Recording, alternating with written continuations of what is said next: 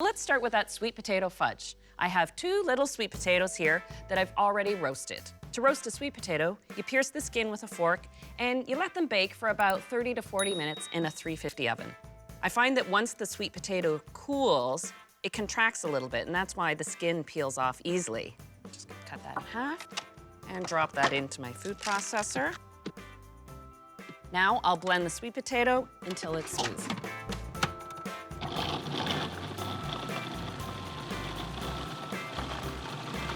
There we go.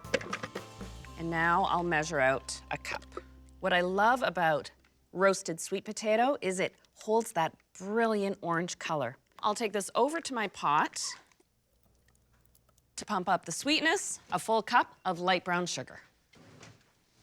And now I'll heat this on medium heat. I'll give it a whisk and let the sugar melt into the sweet potato. This is the base for the fudge. This only takes a minute or so, but that's just enough time to measure my almond butter. If I can pack some extra vitamins and minerals into a sweet treat, I'll do it. We've already got the power of sweet potato in here, so measuring out half a cup of almond butter is just going to add a great nutty flavor. All right, now that my sugar is dissolved, I'll turn off the heat and I'll add just a 1/4 cup of the almond butter, saving the rest for a little later. And really what this does is cools down this base for the fudge. And I'll put this into a bowl. Now for another simple combination of ingredients that I melt together. But I melt these separately from the sweet potato. That way, when I do combine them, they blend together smoothly. So what I need here, 6 ounces of white chocolate. That's 180 grams. And to lend set to the fudge, I'm using coconut oil. I need 125 grams of that. The coconut oil and the chocolate melt together very nicely. That's why I keep it separate from the sweet potato. I can take that over to the stove, and I'll put this on low heat and add my remaining 1/4 cup of almond butter. When you're melting chocolate with other ingredients, like butter or coconut oil, you can melt it over direct heat because the oil or butter protects the chocolate so it doesn't scorch, but you do want to do it over a low heat.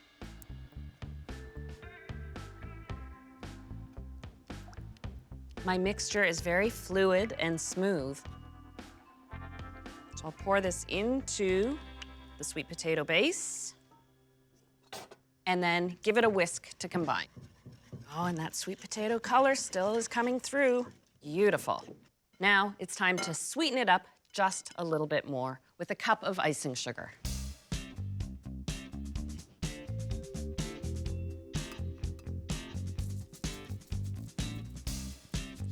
This also serves to thicken up the batter.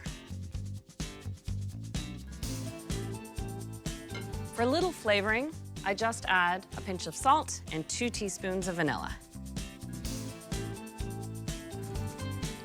And what I like about this fudge recipe, you could put this in a square pan if you wanted and let it set and cut it into cubes, but I'm getting a little fancy. I want to show off this sweet potato. So I have lined mini muffin tins with foil liners, and I'm going to pipe it in. It's just the tidiest way to get the sweet potato fudge into the little cups.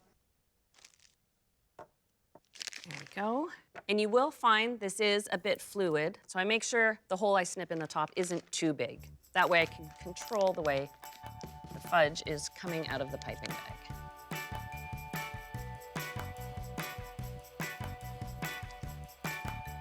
With this recipe, I get 36 portions. And if you want to add a little polish, you could put sprinkles on top. In this case, I'm using a bit of flaked coconut, just right on top. But I want a little variety, so I'll switch it up and also add a couple toffee bits.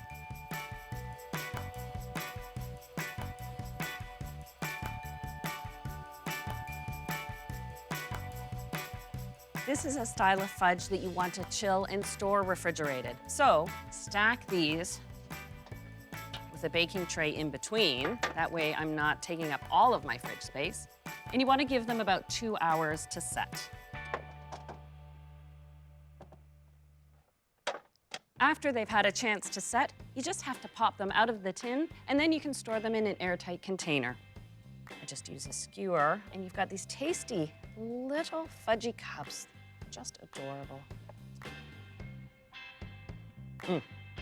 One for me. That combination of the white chocolate and the coconut oil means that it sets up just like fudge, the perfect little sweet bite, but yet the savory side is there. I ate my vegetables.